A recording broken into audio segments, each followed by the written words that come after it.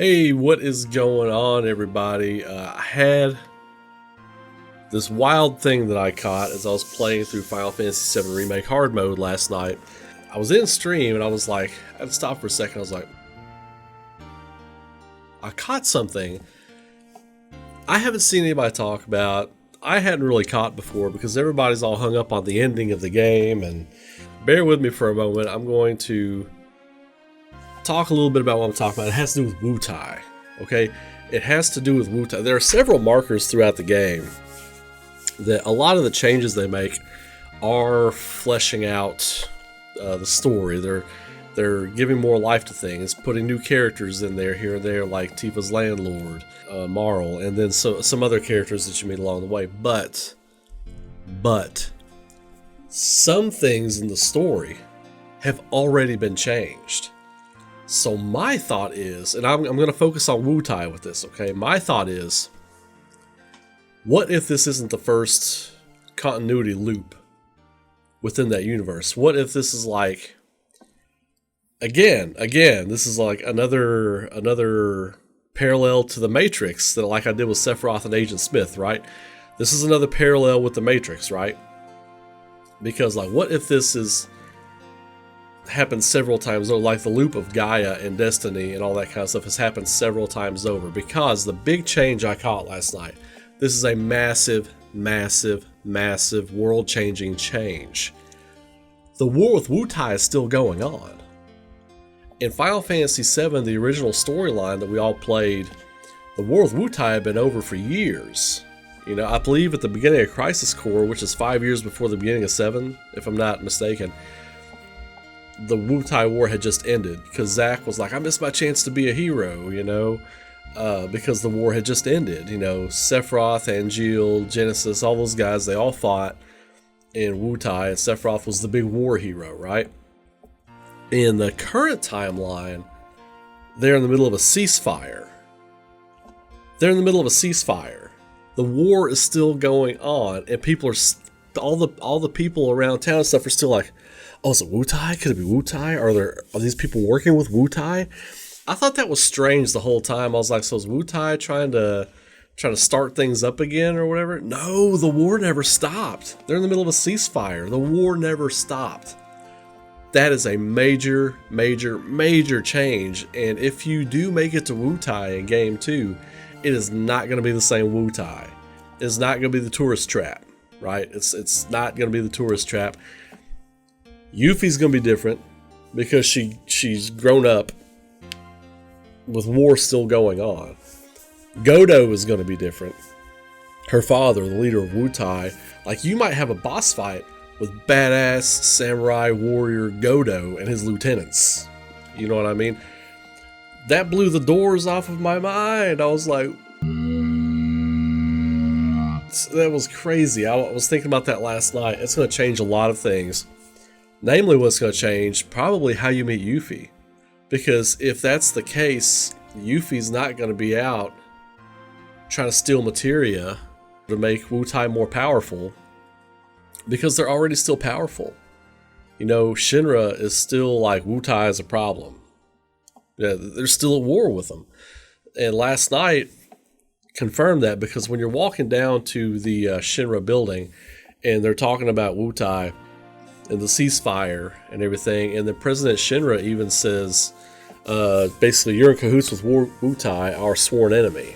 You know, it just hit me that the war is not over. The war is still going on. So that is a major change. So elements of Final Fantasy VII Remake from the time you start the game have already changed. So this isn't the first time everything's playing through. Like this could be like 3rd, 4th, 5th, 300th time that timeline has looped. Final Fantasy VII might not be the first timeline. I mean, who knows? I mean, they're dancing around all these things. They've already shown that the past has already changed once. It's changing again. The past has changed with the defeat of the Whispers, when you see Zack has survived. Zack has survived. And for some reason, Sephiroth wants all this to happen. So that is a big, big narrative change. So think about that. When you get to Wutai, if it's game 2 or game 3, I'm assuming it's probably gonna be game 2. It's going to be a different place. You may not get Yuffie until Wutai. She may agree to travel with you. Once, it's going to be a situation where the party and you, as Cloud, the player, or whatever, and Aerith, everybody explains after the battle with Godo, and after you inevitably have to battle whoever you have to battle to get into Wutai. You're taken captive. They want to have a conference, speak with you. You're from Midgar. They want to know what's going on. Why are you in Wutai? Why are you're from the enemy? So both sides, Midgar, Shinra, and Wutai, think you're the enemy. So I think that paints a really interesting dynamic for the next game. And then Aerith, being the last ancient, Wutai is going to have knowledge of the Cetra and they're spiritual people and that kind of thing. So, and Red 13 will be able to explain to them all this kind of stuff. So naturally, they're going to be like, okay, I'm going to send my daughter with you, to help and to keep an eye on you all, make sure you're on the up and up. If you're going to be coming back and forth to Wutai or whatever, that's just a shot in the dark, basically, of what I think could be happening with Wutai. But the war is still going on. That's crazy to me, because everybody has been so focused and hung up on the ending. The ending, that's all people talk about. That's what divided the fan base and had people up in arms or loving it. I love the ending. And now that I'm finding more, like as I'm playing through it on hard mode, I'm finding more. I'm going to play through it again on normal too, because I want to get some good capture footage, but I'm going to be really keeping an eye out for all the lore and all this other stuff. And some other things I've been catching, Kunzel, because he is Cloud's buddy when he's just a regular grunt in Crisis Core. He confronts Cloud during the escape in Chapter 2, and then they're buddies when you're in the Belly of the Beast chapter in Chapter 16, where, hey, let's go get Kunzel real quick. He'd love to see you. Everybody thought you were dead, man. Everybody thought you got smoked. Talking to Cloud, So they're really tying in a lot of Crisis Core stuff with this. They're tying in a lot of different aspects from the different games. But the more I sink my teeth into the narrative of the tale, the more Crisis Core I'm seeing. And that ain't a bad thing. Crisis Core is a good game, you all. I think the battle system threw a lot of people off. But Crisis Core is a good game. Yeah, the Wutai stuff is very interesting. And what does that mean? The pagoda and Wutai could have a very, very different feel. Like, it could be a 5-tier boss fight. All of Godo's lieutenants, then you battle Godo at the top for your freedom. Like, it's not like a test for Yuffie this time. It's like you have to go through the trials, the pagoda in Wutai, to earn your freedom. Like this boss rush mode, basically, where you have to fight 4 really strong characters, then you have to fight badass samurai warrior Godo. And they can have the creatures with them or whatever, but I want to see them on the battlefield too. Battle them and the creatures, almost like it's their summon or whatever. You know what I mean? And there's so much cool stuff that when you think about it and you dig into it and you look into what's happening, the war with Wutai totally just escaped me the first time I played through it, because I was so into everything else. Because the first time I played it, I thought they were speaking of it from a standpoint of the war's been over for a while, but they still hate us. But no, they're in the middle of a ceasefire, and it's a little line that you can miss. It's a line that's really easy to miss.